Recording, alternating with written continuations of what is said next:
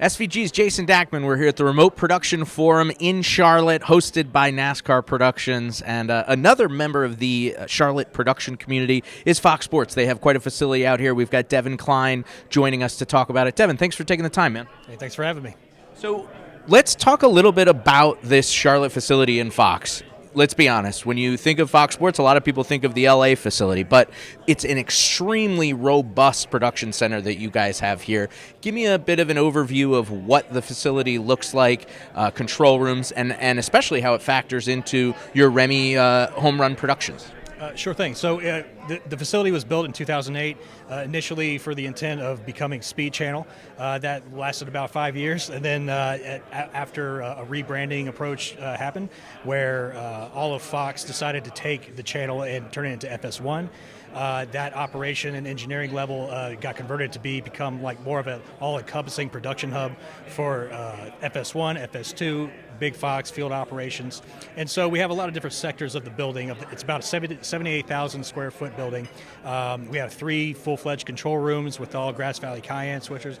We have a Evertz Dreamcatcher system with 36 in, 20 out. We have an EVS system for a bunch of XS and XT-Vias. We have a Viz operation hub. Just all the basic stuff that comes into most of those truck operations. And so how that bakes into the Remy and HRP model is that we started doing those around the 2016 time period, first with MLS. We started using the switch for interconnects, just having all of our J2K streams coming inbound, had like a basic kit for comms and data.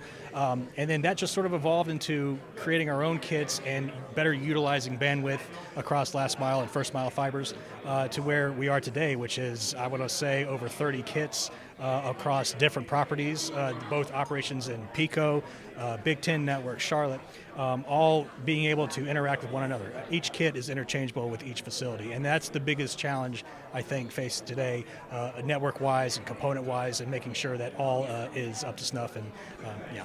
It's been pretty impressive to see that HRP model evolve over time. You talked about it. I remember in 2016, and BTN, of course, helped to spearhead a lot of this early on as well. But the way that it has become so sophisticated, so versatile and flexible, it's pretty impressive. In your time at the Charlotte facility, can you speak to how the HRP model has gotten better, more reliable, and you're doing more than ever, right? Sure, and we throw around the term HRP quite a bit. We didn't really touch on it in the room, but I will say that before it was just a basic, all right, now the A truck is now coming to the control room. Well, different people, as you were starting to discover in this event and others, is that we have these vaults and these hub rooms that have a combination of, let's say, EVS and Viz playback, to where traditionally it was just a bunch of video signals coming back. Now we have the frames that might exist in the kit or in the B truck of an EVS XS or XT frame. So let's say, and then the control surfaces come back to a hub called the Vault in Pico, and so we've really been expanding on that part of it.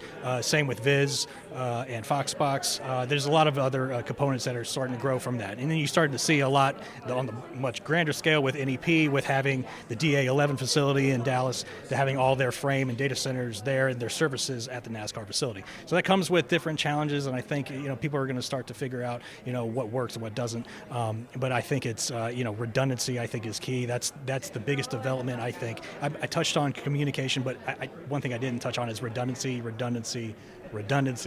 Yep. So with power and network and video, there's just have a backup plan and then a backup to the backup. Cool. Devin, thanks so much for taking the time. Really appreciate you joining us. For more news from the SVG Remote Production Forum in Charlotte, stay tuned to sportsvideo.org, the SVG YouTube channel, and SVG Play.